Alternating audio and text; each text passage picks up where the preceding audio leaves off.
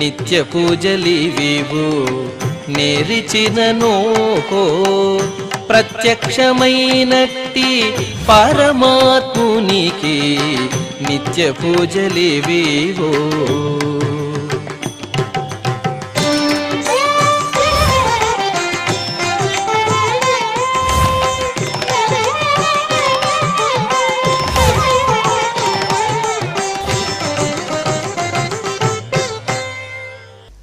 ఓం నమో వెంకటేశాయ.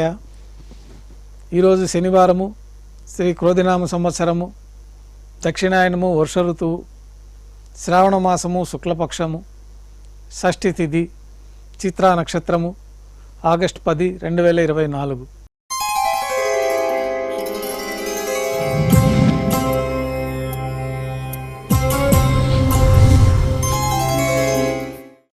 మాధ్యాహ్నిక ఆరాధనలో భాగంగా బంగారు పంచపాత్రలో శుద్ధ తోయాన్ని నింపుకొని స్వామివార్లకు ఉపచారాలు సమర్పించి తులసి దళములతో అష్టోత్తర శతనామార్చన నిర్వహించి అన్నప్రసాదాలు, పన్యారాలు ఘంటానాదం మధ్య నైవేద్యంగా సమర్పిస్తారు.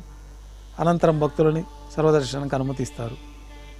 ఉభయ దేవేరులతో శ్రీ మలయప్ప స్వామివారు మేళతాళాలతో ఊరేగింపుగా విమాన ప్రదక్షిణంగా సంపంగి ప్రాకారంలో కల కళ్యాణ మండపానికి చేరుకుంటారు.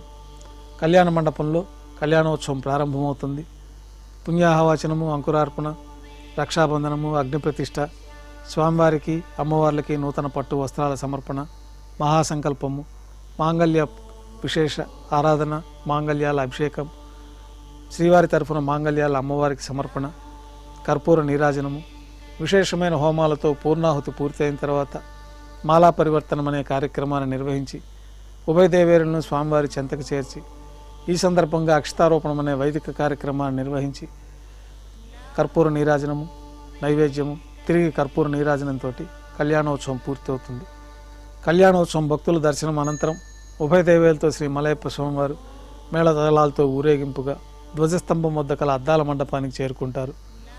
వేదపారాయణ నడుమ ఊంజల్ సేవ నిర్వహించి కర్పూర నీరాజనంతో ఊంజల్ సేవ పూర్తి చేసుకుని ఉభయ దేవేలతో శ్రీ మలయప్ప స్వామివారు ఆలయం వెలుపల కల వైభవోత్సవ మండపానికి చేరుకుంటారు. ఆర్జిత బ్రహ్మోత్సవంలో భాగంగా స్వర్ణ గరుడ వాహనం పైన శ్రీ మలయప్ప స్వామివారు వేంచేస్తారు. కర్పూర నీరాజనంతో స్వర్ణ గరుడ వాహన సేవ పూర్తి అవుతుంది. హనుమంత వాహనం పైన శ్రీ మలయప్ప స్వామివారు వేంచేస్తారు. కర్పూర నీరాజనంతో హనుమంత వాహన సేవ పూర్తి అవుతుంది. పెద్ద శేష వాహనం పైన శ్రీ మలయప్ప స్వామివారు వేంచేస్తారు. కర్పూర నీరాజనంతో పెద్ద శేష వాహన సేవ పూర్తి అవుతుంది. బంగారు తిరిచిపైన మలయప్ప స్వామివారు వేంచేసిన తర్వాత ఉభయ దేవేరులతో కలిపి శ్రీ మలయప్ప స్వామివారికి కర్పూర నీరాజన సమర్పణతోటి ఆర్జిత బ్రహ్మోత్సవం పూర్తి అవుతుంది. సాయం సంధ్య వేళలో 1000 దీపాలతో అలంకరించబడి ఉన్న సహస్ర దీపాలంకరణ సేవ మండపానికి ఉభయ దేవేరులతో శ్రీ మలయప్ప స్వామివారు చేరుకుంటారు.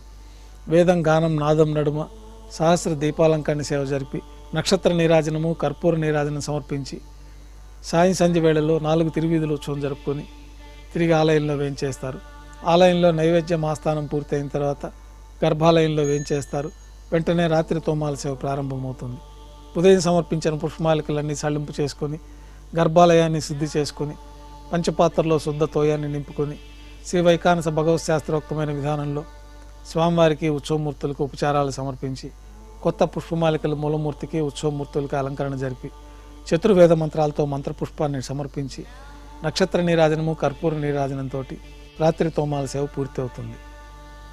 తులసీదళములతో అష్టోత్తర శతనామార్చన నిర్వహించిన తర్వాత రాత్రి నైవేద్యంలో భాగంగా అన్నప్రసాదాలు, పన్యారాలు ఘంటానాదం మధ్య నైవేద్యంగా సమర్పించి తిరువీస నైవేద్యం పూర్తయిన తర్వాత భక్తులని సర్వదర్శనానికి అనుమతిస్తారు.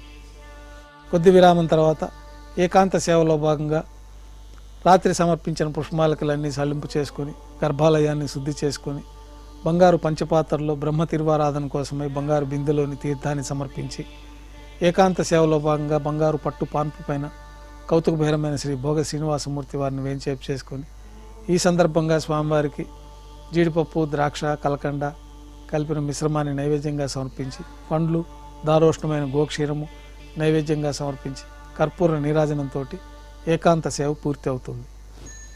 ఓం నమో వెంకటేశాయ.